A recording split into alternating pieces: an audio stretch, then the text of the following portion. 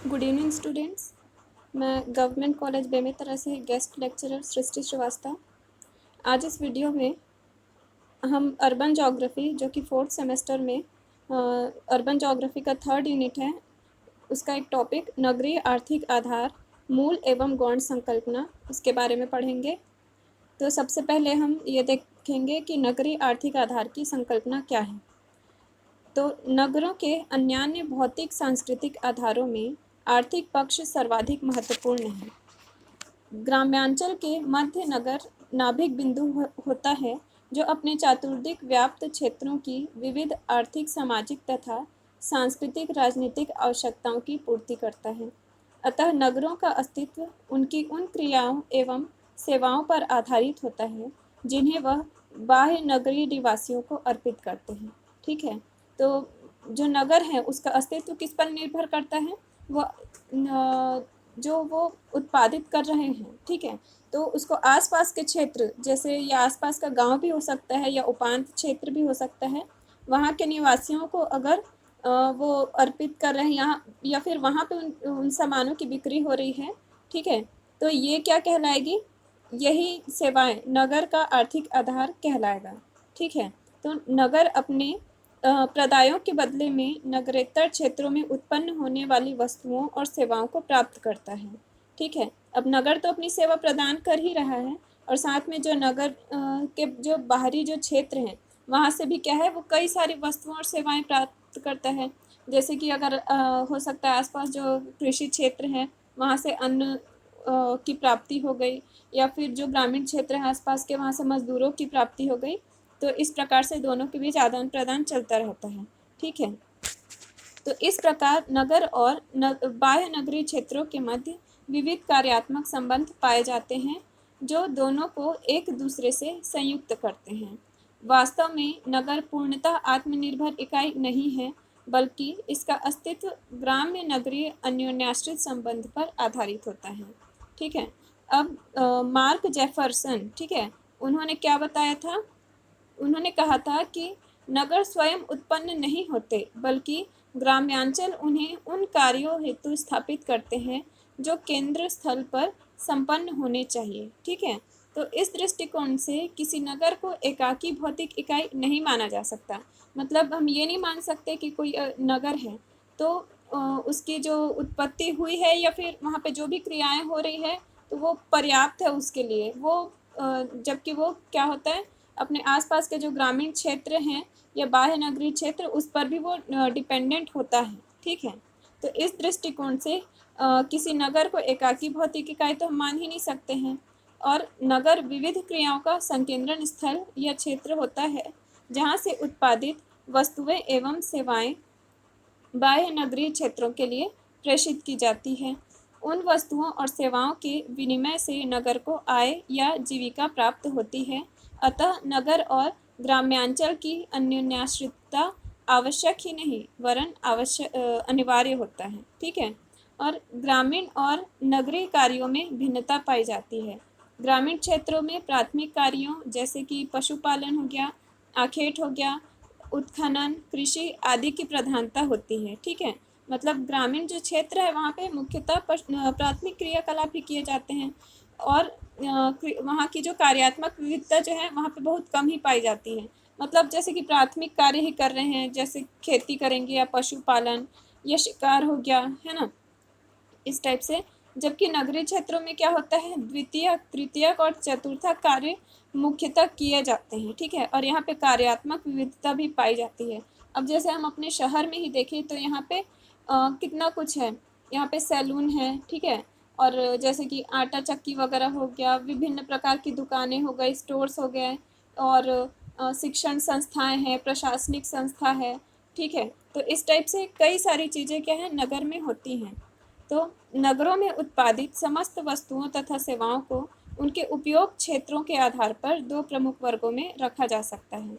इसमें पहला है वे वस्तुएं या सेवाएं जिनकी आपूर्ति नगर की सीमा से बाहर के क्षेत्र में होती है। इसके बदले नगर को बाह्य क्षेत्र से क्या प्राप्त होगा? आय प्राप्त होगी। तो इससे क्या होगा? नगर में धन का आगमन होगा। तो इस कारण इसको क्या कहा जाएगा? इस उत्पाद को मूल या फिर आधारभूत या फिर बेसिक कार्य कहा जाएगा, ठीक है। और दूसरा है वे वस्तुएं या सेवाएं जिनका उपभोग स्थानीय नगर निवासियों द्वारा ही किया जाता है, अतः इनके द्वारा नगर को बाह्य क्षेत्रों से कुछ भी आय प्राप्त नहीं होती, ठीक है। तो इसको क्या कहा जाएगा, गौण या फिर नॉन बेसिक वर्क, ठीक है। तो उदाहरण के लिए अगर हम देखें, यदि किसी उद्यम के समस्त उत्पादों की आपूर्ति बाह्य नगरीय क्षेत्रों में होती है और स्थानीय विक्रय या उपभोग बिल्कुल नहीं होता, तो उस उद्यम तो वो जो उद्यम है वो क्या है, 100% मूल या फिर आधारभूत कार्य माना जाएगा, ठीक है। तो क्या होगा, जब कोई वस्तु अगर नगर में उत्पादित हो रही है लेकिन उसको बाहर में बेचा जा रहा है, मतलब बाहर में ही नगर के जो बाहरी क्षेत्र है वहीं पे उसकी पूरी बिक्री हो जा रही है, तो उससे क्या होगा, नगर को ही उससे आय प्राप्त होगी, तो उसी को ही क्या कहा जाएगा, आधारभूत कार्य, ठीक है। और उससे संलग्न जो श्रमिक है उसे मूल श्रमिक के रूप में माना जाएगा, ठीक है। और इसके विपरीत जो अनेक आर्थिक कार्य जैसे कि सैलून हो गया, लॉन्ड्री हो गई, पाव रोटी निर्माण हो गया, प्राथमिक शिक्षा, ये सब जो कार्य हैं वो क्या होता है, अपने संपूर्ण उत्पादन एवं सेवाओं को स्थानीय नगर निवासियों को ही अर्पित करते हैं, है ना। जो लॉन्ड्री है या फिर जो सैलून है वो अपने आसपास के लोगों को ही क्या है, वो सेवा प्रदान करता है। तो इनका जो क्रय विक्रय है वो नगरीय सीमा के अंदर ही होता है, जिसके कारण बाह्य क्षेत्रों से नगर में धन आगमन नहीं हो पाता है, ठीक है। तो अतः नगर सेवी क्रियाओं एवं सेवाओं को 100% गौण वर्ग के अंतर्गत समाहित किया जाता है और इसमें संलग्न श्रमिक शक्ति को गौण श्रम कहा जाता है। किंतु यहाँ यह भी उल्लेखनीय है कि क्रियाओं की ऐसी पराकाष्ठा कदाचित संभव होती है। सामान्यतः किसी भी उद्यम या व्यवसाय में मूल और गौण दोनों भाग विभिन्न अनुपात में विद्यमान होते हैं, ठीक है। अब जैसे कि हम देखें किस टाइप से, तो नगरीय केंद्र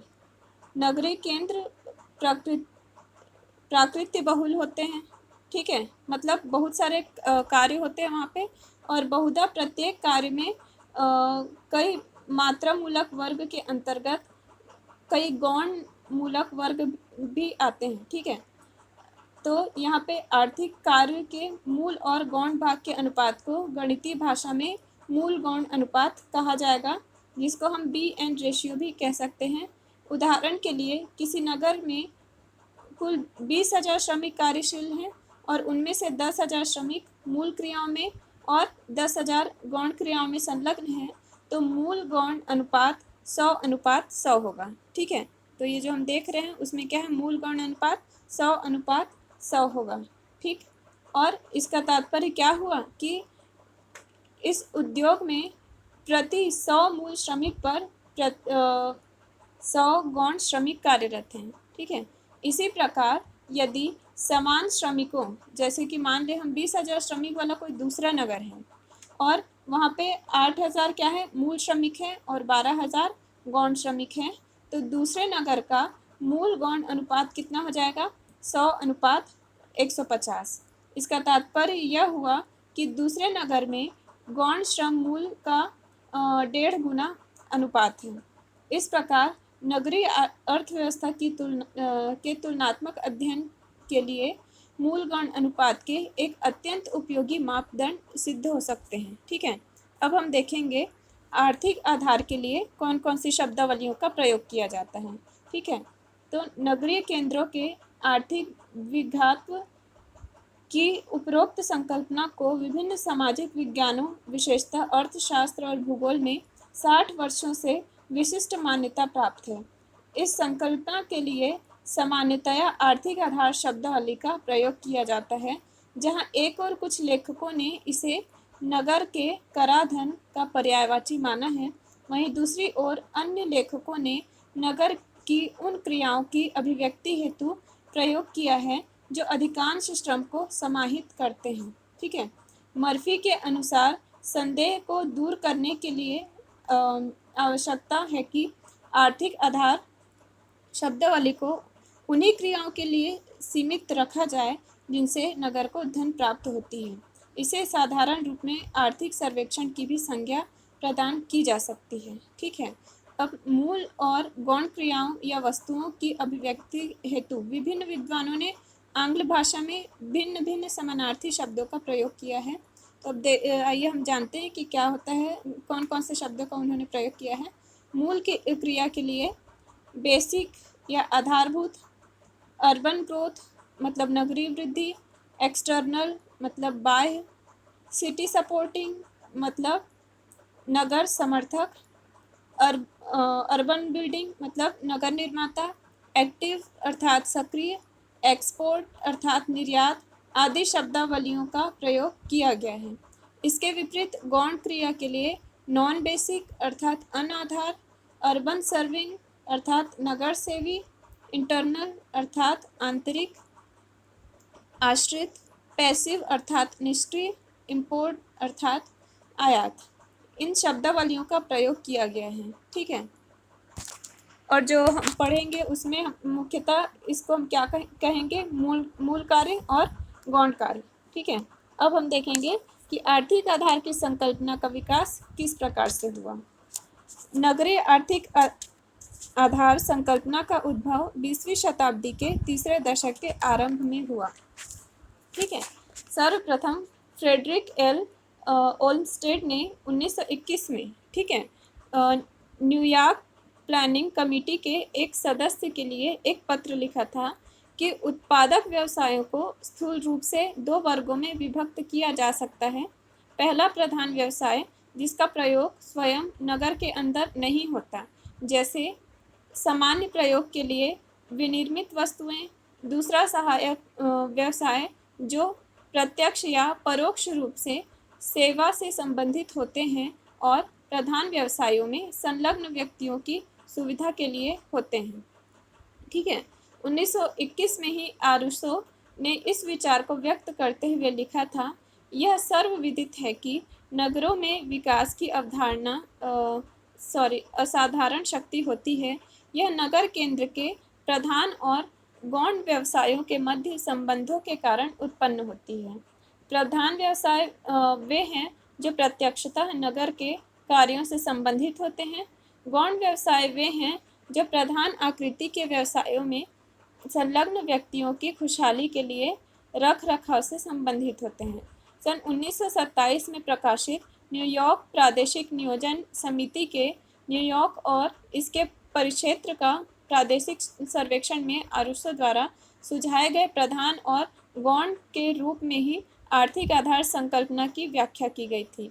संभवतः रिचर्ड हडसन प्रथम भूगोलवेत्ता थे जिन्होंने मिनियापोलिस सेंट पॉल के अध्ययन में इस संकल्पना का प्रयोग विशिष्ट नगर पर किया था। उन्होंने स्पष्ट किया कि 1919 में मिनियापोलिस सेंट पॉल में कुल पुरुष श्रमिकों का आधे से अधिक भाग आंतरिक कार्यों में तथा शेष बाह्य कार्यों में संलग्न था। उन्होंने इसमें बाह्य और आंतरिक क्रियाओं के वर्गीकरण की विधि या तकनीक की व्याख्या नहीं की थी। उन्होंने अपने द्वितीय प्रयास, जो कि 1936 में उन्होंने किया था, संयुक्त राज्य अमेरिका की औद्योगिक पेटी के अध्ययन में मूल गौण संकल्पना की तकनीक को भी सूत्रबद्ध किया। ठीक है। हार्टशॉन ने बताया कि प्रत्येक औद्योगिक नगर में विनिर्माण का एक भाग स्थानीय उपभोग के लिए होता है। औद्योगिक प्रदेश का अर्थपूर्ण मानचित्र वही हो सकता है जो स्थानीय मांग से अधिक औद्योगिक उत्पादनों के संकेंद्रण को स्पष्ट करता हो।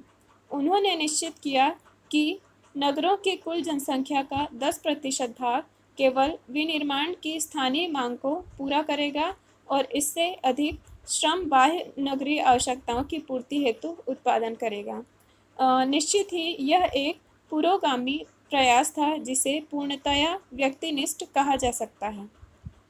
द्वितीय महत्वपूर्ण तकनीक का प्रयोग फॉर्चून पत्रिका के रिसर्च स्टाफ ओस्कालूसा के आर्थिक कार्यों के विश्लेषण में किया।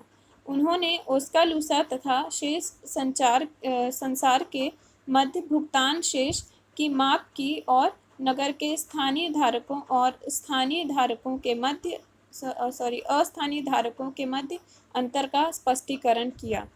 आर्थिक आधार संकल्पना के विकास में अमेरिकी अर्थशास्त्री होमर होयट का विचार विशिष्ट स्थान है। ठीक है, होयट ने 1939 में प्रकाशित अपनी पुस्तक principle of urban real estate में मूल क्रियाओं की माप हेतु षष्ठ पदों की व्याख्या की। उन्होंने मूल के लिए अर्बन ग्रोथ और गौण के लिए अर्बन सर्विस शब्दावली के प्रयोग का सुझाव दिया। होयट ने मूल और गौण रोजगार के मध्य गणितीय संबंध की विचारधारा को विकसित किया। उन्होंने यह भी व्यक्त किया कि मूल गौण अनुपात में एक नगर से दूसरे नगर में भिन्नता मिलती है। होयट ने मूल गौण संकल्पना के विश्लेषण की तकनीक की व्याख्या प्रस्तुत की, जिसके प्रमुख तथ्य कुछ इस प्रकार हैं कि समस्त समुदाय मतलब नगर में प्रत्येक मूल क्रिया में संलग्न कुल श्रमिक का परिकलन। ठीक है, दूसरा था मूल श्रम से गौण श्रम के अनुपात का अनुमान लगाना, और तीसरा था श्रम शक्ति और जनसंख्या अनुपात का अनुमान लगाना।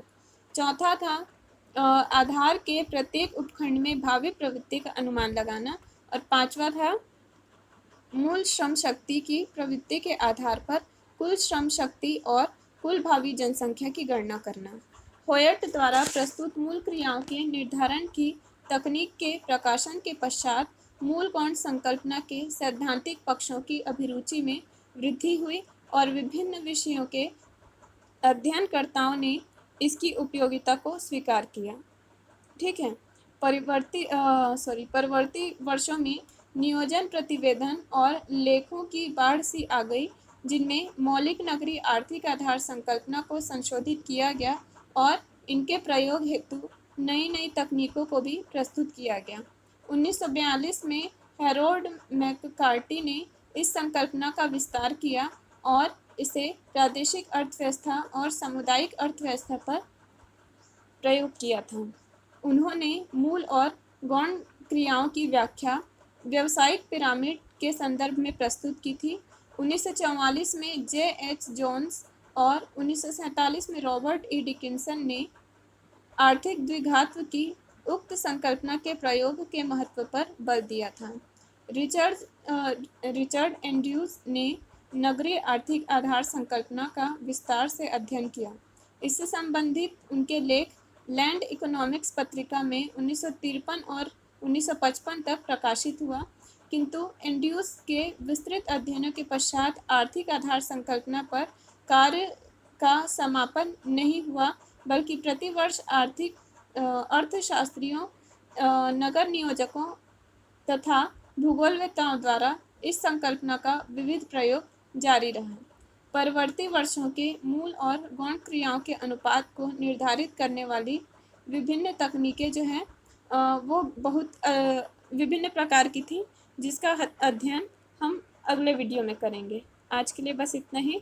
अब इसके आगे हम नेक्स्ट वीडियो में पढ़ेंगे। Thank you.